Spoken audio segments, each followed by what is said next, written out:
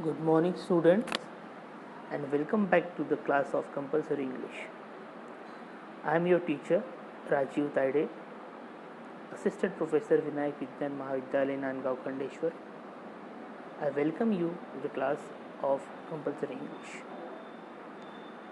Friends, in the last period, we have seen that the introduction of the poem and the poet as well. In today's lecture, we will learn the text and its explanation. So let's begin with the poem. You know the name of the poem, Where the Mind is Without Fear by Rabindranath Tagore. So I will read the text and explain it in Marathi and English also. So I will read the text first. Where the mind is without fear and the head is held high. Where the mind is without fear and the head is held high. Where the knowledge is free. Where the world has not been broken up into fragments by narrow domestic walls. Where words come out from the depth of truth. Where tireless striving stretches its arms towards perfection. Where the clear stream of reason has not lost its way into the dreary desert sand of dead habit. Where the mind is led forward by thee into ever widening thought and action, into that haven of freedom. My Father, let my country awake. So, in this way, the poem has given us the lines like this. Now we will move towards the explanation of the each line by line. Where the mind is without fear. Fear. Have you heard the word fear? Yes. Fear. The right meaning of fear is आपल्याला वाटणारी भीती. आता where the mind is without fear असं का बरं म्हटलं असेल कवींनी? ज्या ठिकाणी मन किंवा बुद्धी ही कशी आहे? भयरहित आहे. मग या भयरहित बुद्धीचा अर्थ नेमका काय असेल ते आपण बघूया. भय म्हणजे काय? माणसाला एखाद्या गोष्टीपासून वाटणारा धोका, त्याला म्हणतो आपण भय किंवा भीती, fear. So when the person come to this earth, he is having so many kinds of fears. The fear of not getting job, fear of not having good social status, fear of losing something, fear of not getting proper education, fear of being dominated on the basis of caste, religion, creed, etc. कदाचित तुम्ही इमॅजिनही करू शकत नसाल की एखाद्या व्यक्तीला शिक्षणाचा अधिकार नसावा. उद्या जर असं म्हटलं गव्हर्नमेंटनी किंवा आपण पर्टिक्युलर लोकांना शिक्षण दिलं पाहिजे, it will be a very horrible situation. शिक्षणाचा अधिकार प्रत्येकाला मिळालाच पाहिजे. प्रत्येकाला जगण्याचा, बोलण्याचा, आपल्या मर्जीने आपलं करिअर निवडण्याचा अधिकार असला पाहिजे. आता व्यक्तीला खूप साऱ्या भीती असतात. जवळच्या व्यक्ती, आपल्या घरातली कोणी आई वडील सारखी व्यक्ती आपल्या आयुष्यातून निघून जाईल, ही सुद्धा भीती माणसाला असते. परंतु कवीला असा देश अपेक्षित आहे की ज्या ठिकाणी कुठल्याही व्यक्तीला कशाच प्रकारची भीतीच वाटणार नाही. ही is expecting a country in which every mind is having only joy and celebration in his mind, not even a single thought of fear. भयाचा एकही विचार त्यांच्या मनात नसावा. दुसरं वाक्य आहे, and the head is held high. ज्या ठिकाणी मस्तक उंचावलेलं आहे. आता मस्तक उंचावणे म्हणजे काय? मस्तक उंचावण्याचा अर्थ आहे जिथे प्रत्येकाला अभिमानाने,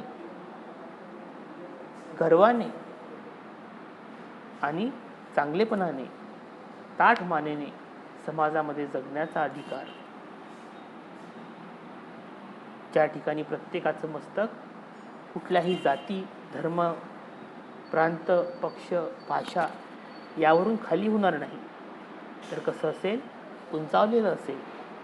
अभिमान असावा पण दुराभिमान नसावा. म्हणून त्यांनी म्हटलेलं आहे की head is held high where the knowledge is free. बघा, नॉलेज, ज्ञान. आपल्या देशामध्ये काही काळा अगोदर काही मोजक्याच लोकांना शिक्षणाचा अधिकार होता.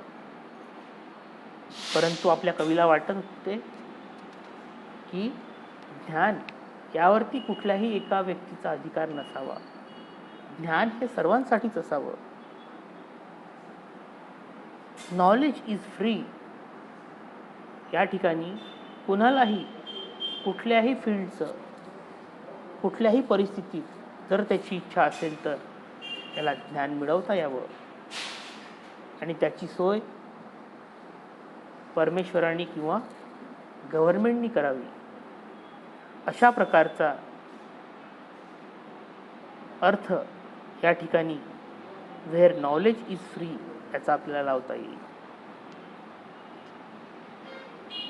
जर एखाद्याला वाटत असेल की मी एखाद्या माझ्या आवडीच्या क्षेत्रातच आपलं करिअर करावं, तर त्यासाठीही कुठला पैसा, अडका, त्याचा जात, धर्म, पंथ, पक्ष आडवा येऊ नये. तर अगदी सहजपणे त्याला आपल्या आवडत्या क्षेत्रात करिअर घडवण्याची संधी त्याला मिळाली पाहिजे.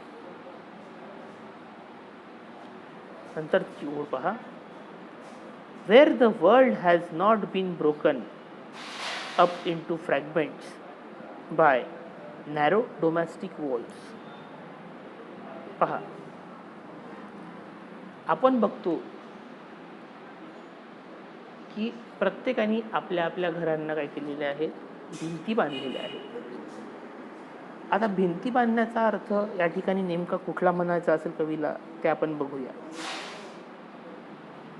नॅरो डोमेस्टिक वॉल्स, घरगुती छोट्या छोट्या भिंती. धर्माच्या, जातीच्या, पंथाच्या, पक्षाच्या या सगळ्या भिंती माणसाने एकमेकांमध्ये उभ्या केलेल्या आहेत. पण कवीला कसा देश हवाय? असा देश हवाय कवीला की ज्यामध्ये प्रत्येक माणसामध्ये कुठल्याही प्रकारचा भिंतरूपी भेद नसावा. त्या ठिकाणी प्रत्येकजण एकमेकांसोबत मिळून मिसळून एकोप्याने राहत असेल. असा देश त्या रवींद्रनाथ टागोरांना या कवितेमध्ये हवा आहे. Where the world has not broken up into fragments. ज्या ठिकाणी या जगाची कुठल्याही तुकड्यांमध्ये विभागणी झालेली नाही. By narrow domestic walls. आपले छोटे छोटे भांडणं, तंट, वाद, विवाद यामध्ये कुठल्याही प्रकारचा भेदभाव, मतभेद त्या ठिकाणी नसावा. अशा प्रकारचा समाज, अशा प्रकारचा देश आपल्या कवीला या ठिकाणी अपेक्षित आहे. Where the word come out from the depth of truth. ज्या ठिकाणी शब्द बाहेर पडतात, कशामधून? तर सत्याच्या खोलीमधून. आता सत्याच्या खोलीमधून शब्द बाहेर पडणे म्हणजे नेमके काय? त्याचा अर्थ असा होतो, ज्या ठिकाणी कोणीही खोटं बोलत नाही, ज्या ठिकाणी कोणीही एकमेकांना फसवत नाही, ज्या ठिकाणी स्वार्थासाठी कुणाचं नुकसान केल्या जात नाही, अशा प्रकारचा समाज, अशा प्रकारचा देश आपल्या कवीला या ठिकाणी अपेक्षित आहे. प्रत्येकाने कसं बोलावं? जे सत्य आहे तेच बोलावं, जे सत्य आहे तेच सांगावं, जे सत्य आहे तेच मानावं आणि स्वीकारावं सुद्धा. Where the words come out from the depth of truth, where tireless striving stretches its arms towards perfection. पहा, आता अशा देशांमध्ये लोक कशी असली पाहिजे याबद्दल त्या ठिकाणी त्या कवींनी सांगितलेलं आहे. Where tireless striving, टायरलेस म्हणजे न थकता अतिशय जोमाने स्ट्राईव्ह करणे म्हणजे स्ट्रगल करणे, फाईट करणे, मिळवण्यासाठी धडपड करणे. व्हेअर टायरलेस स्ट्रायव्हिंग, सतत परिश्रम करत राहणे. स्ट्रेचेस म्हणजे लांबवणे, ताणणे, थोडासा त्रास होईल पण तरीही आपण त्या गोष्टीसाठी प्रयत्न करणे. It's arm towards perfection. आणि कशाकडे जात आहेत ते गोष्ट लोक कशासाठी करतात हे सगळं? तर परफेक्शन मिळवण्याकरिता. प्रत्येक कामामध्ये निपुणता असणे. जर एखादा व्यक्ती मातीचं मडकं बनवत असेल तर अतिशय सुबकरित्या त्याने ती बनवलं पाहिजे. एखादा पोलीस अधिकारी जर आपल्या कर्तव्यावर जात असेल तर त्यांनी सुद्धा मेहनतीने, जिद्दीने, कुठलाही भ्रष्टाचार न करता चांगलं आचरण करून आपल्या कर्तव्याशी प्रामाणिक राहून त्या ठिकाणी त्यांनी आपलं कर्तव्य बजावलं पाहिजे. तर अशा प्रकारचा समाज आपल्या कवीला अपेक्षित आहे. Where the clear stream of reason has not lost its way into the dreary desert sand of dead habit. पहा, थोडी कठीण आहे ही ओळ. Where the clear stream of reason, clear stream of reason, याचा अर्थ असा आहे की सतत विवेकशील बुद्धीला अनुसरून प्रत्येकाने काम केलं पाहिजे. आता विवेकशील बुद्धीला अनुसरून काम करणे म्हणजे काय? माझ्या स्वार्थासाठी, माझ्या फायद्यासाठी मी कुणाचं नुकसान तर नाही करत आहे ना, याचा विचार माणसाने नेमका करावा. जेव्हा डायनॅमाइटचा शोध लागला तेव्हा त्या डायनॅमाइट निर्माण करणाऱ्या व्यक्तीला असं वाटत होतं की एखाद्या चांगल्या गोष्टीसाठी त्याचा उपयोग व्हावा, ना की त्यापासून कोणाचा विध्वंस व्हावा, कोणाची क्षती व्हावी, कोणाची हानी व्हावी. चाकू आपल्या घरी असतो, त्याचा उपयोग आपण फळभाज्या कापण्यासाठी सुद्धा करू शकतो आणि कुणाचा जीव घेण्यासाठी सुद्धा करू शकतो. मग विवेकशील बुद्धी म्हणजे काय? तर त्या अवजाराचा, त्या ताकदीचा, त्या शक्तीचा उपयोग चांगल्या कामासाठीच करणे. पहा, स्पायडरमॅन पिक्चर पाहत असताना मला त्या पिक्चरमधला एक खूप आवडला एक डायलॉग. तो असा होता, with great power comes great responsibility. म्हणजे जर एखाद्याकडे सत्ता आली असेल, मग पंतप्रधान मोदीजींकडे आपल्या देशाची धुरा आहे, आता त्या एवढी मोठी या देशाची सत्ता त्यांच्या हाती असणे म्हणजे त्यांच्यावरती जबाबदारी ही तेवढीच मोठी असावी याची त्यांना जाण असावी, असा या गोष्टीचा त्या ठिकाणी अर्थ होतो.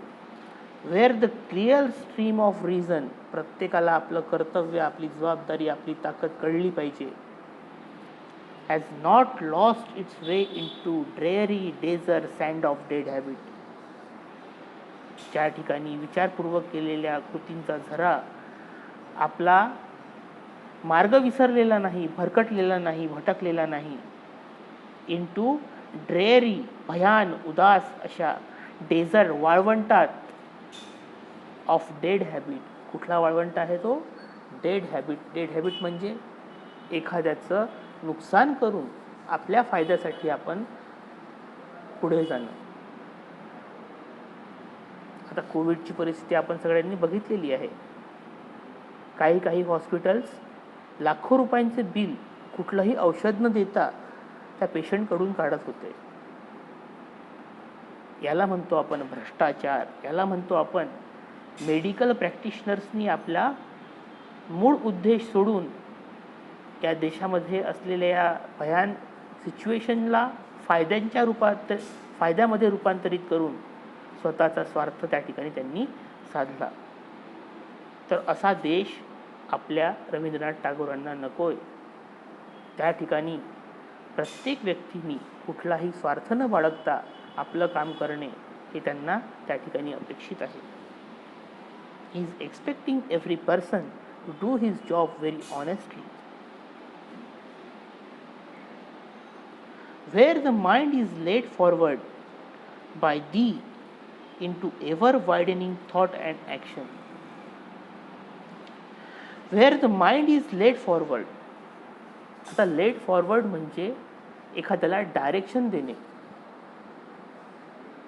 समजा मी तुम्हाला म्हटलं की एक वस्तू ठेवली आणि त्या वस्तूला तुमचा निशाणा लावायला मी तुम्हाला सांगितलं. आता तुम्ही त्या ठिकाणी त्या वस्तूला जर तुम्हाला तो निशाणा लावायचा आहे तर तुम्हाला तुमच्या हातामध्ये बसलेली वस्तू किंवा गोटा त्या वस्तूपर्यंत अगदी सरळ दिशेने फेकावा लागेल, तरच तो त्या गोष्टीला काय करेल, भेदेल किंवा त्या गोष्टीला जाऊन लागेल. आता ही गोष्ट करताना तुम्हाला काय करायचं आहे, आपल्या शक्तीनिशी सरळ दिशेने तो दगड फेकायचा आहे. आता लेड फॉरवर्ड म्हणजे काय, तर याचा अर्थ डिरेक्शन व्यवस्थित मिळणे. जर तो गोटा आपण दुसऱ्या दिशेने फेकला, मागच्या दिशेने फेकला, आपण खूप जोरात फेकला, लागेल काय तो त्या वस्तूला? नाही लागणार, कारण की आपली दिशा चुकली. म्हणून या ठिकाणी कवी म्हणतोय Where the mind is led forward by thee. दी म्हणजे या ठिकाणी परमेश्वर. ही कविता म्हणजे एक प्रार्थना आहे. आपला देश नेमका कशा प्रकारचा असावा ही परमेश्वराकडे मागितलेली मागणी आहे. तर या ठिकाणी कवी जेव्हा परमेश्वराकडे मागतो, Where mind is led forward by thee, जेव्हा तू आम्हाला लीड करशील, आम्हाला मार्ग दाखवशील, by thee into ever widening thought and action. Ever widening thought and action, फक्त विचार नाही तर कृतीसुद्धा. आणि कशी असावी ती? Ever widening. एव्हर वायडनिंगचा अर्थ होतो विस्तृत प्रमाणात. मग आता विस्तृत प्रमाणात म्हणजे काय, तर ज्या गोष्टींनी सर्वांचं भलं व्हावं. एखादा सायंटिस्ट कोविड-19ची लस शोधून काढेल, परंतु त्याचा फायदा संपूर्ण मानवजातीला होईल. कुठल्याही रोगावरती औषध शोधलं तर त्याचा फायदा काय होतो, संपूर्ण मानवजातीला होतो. जे त्या गोष्टीपासून सफर करतात त्या सगळ्यांना त्याचा फायदा होतो. आता अशाच डिरेक्शनकडे माणसाचं काय झालं पाहिजे, म्हणते मन वळवल्या गेलं पाहिजे. कुणाकडून, तर देवाकडून. Where the mind is led forward by thee into ever widening thought and action, into that heaven of freedom, my father, let my country away.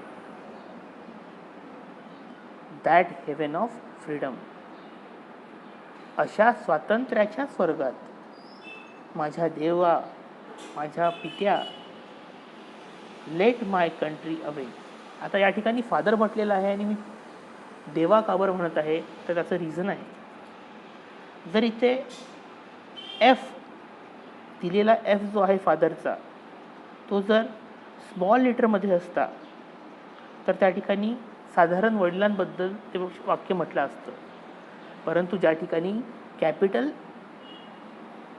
लेटरमध्ये F लिहिलेला आहे फादरचा, त्या ठिकाणी याचा अर्थ होतो की आपला कवी कोणाला म्हणत आहे, तर देव पित्याला किंवा स्वर्गातील पित्याला म्हणत आहे.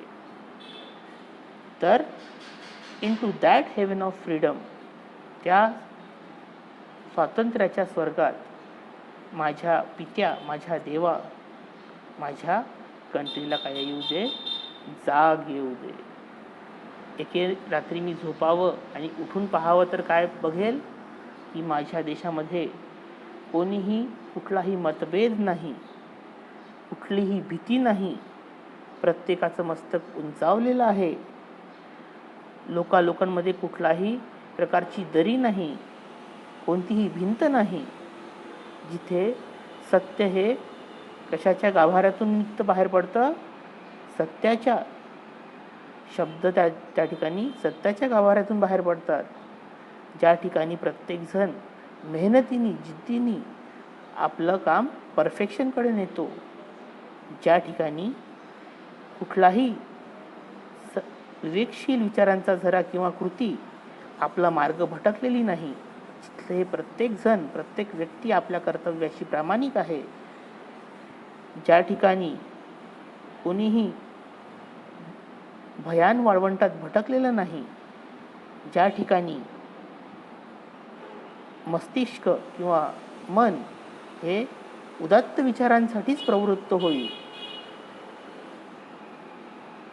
ज्या ठिकाणी विचारसुद्धा उदात्त असतील आणि कृतीसुद्धा उदात्त असेल, अशा स्वातंत्र्याच्या स्वर्गात माझ्या पित्या, माझ्या देवा, माझ्या देशाला जाग येऊ दे.